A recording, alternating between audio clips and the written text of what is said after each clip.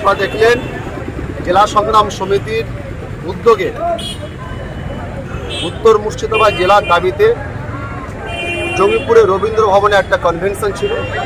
সেই কনভেনশনে সমাজের বিশিষ্ট ব্যক্তি, আমাদের জঙ্গিপুরে বিভিন্ন অ্যাসোসিয়েশন আছে, বার অ্যাসোসিয়েশন, এলআইসিয়েশন, লিড রাইটার, বহু অ্যাসোসিয়েশন, তাদের যারা দায়িত্বপ্রাপ্ত কর্তা এবং সবচেয়ে বড় কথা হচ্ছে জঙ্গিপুর এই প্রস্তাবিত উত্তর মুর্শিদাবাদ জেলার যারা বিভিন্ন ব্লক থেকে তারা সকলেই এই কনভেনশনে হাজির হয়েছিলেন।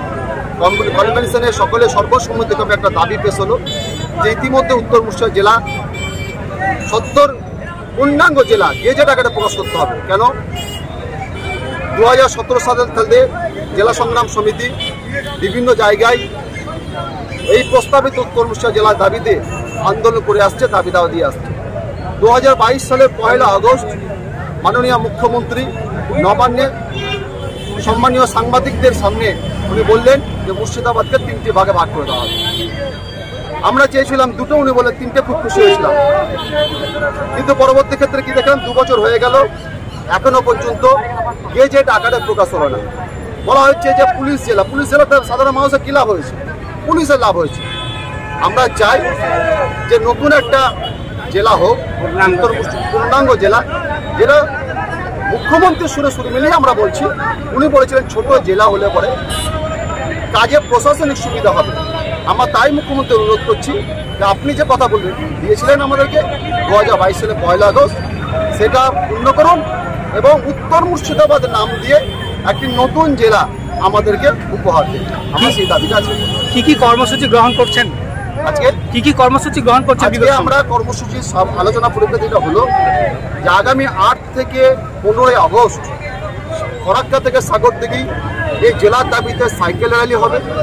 1 থেকে 7 সেপ্টেম্বর আমরা ব্লকে ব্লকে বৃক্ষদান কর্মসূচি জেলার দাবিতে এবং গণস্বাক্ষর অভিযান। 2রা অক্টোবর গান্ধীজির জন্মজয়ন্তীতে সত্যাগ্রহ আন্দোলন হবে। 14ই নভেম্বর জেলার দাবিতে রক্তদান কর্মসূচি এবং আমরা এই আন্দোলনের গণতান্ত্রিক প্রতীকে 3রা ডিসেম্বর আমরা এসডিও অফিসে 10,000 লোককে নিয়ে আমরা ডেপুটেশন দিব।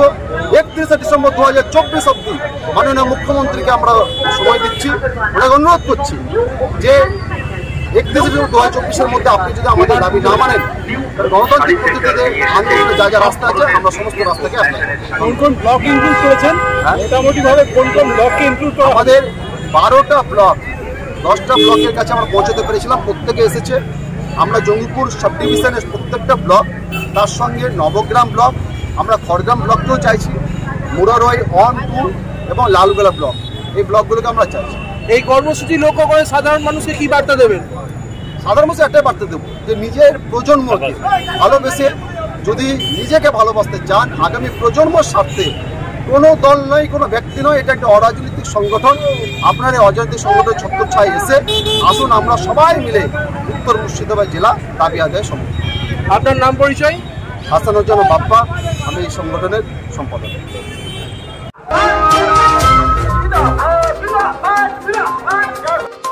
Bureau report, Alokshikha news group. আপনি কি গাছ লাগাতে ভালোবাসেন? বিভিন্ন দেশি বিদেশি ভ্যারাইটিস ফুল এবং ফলের গাছ খোঁজ করছেন? তবে আর দেরি না করে চলে আসুন মা মিনতি নার্সারি এবং বোটানিক্যাল গার্ডেনে। পরিচালনায় সুমনা নাথ। আমাদের ঠিকানা কমল কুমারী দেবী মডেল স্কুল মোড়, রঘুনাথগঞ্জ, মুর্শিদাবাদ। মোবাইল নাম্বার 8348857572 অথবা 9732447572।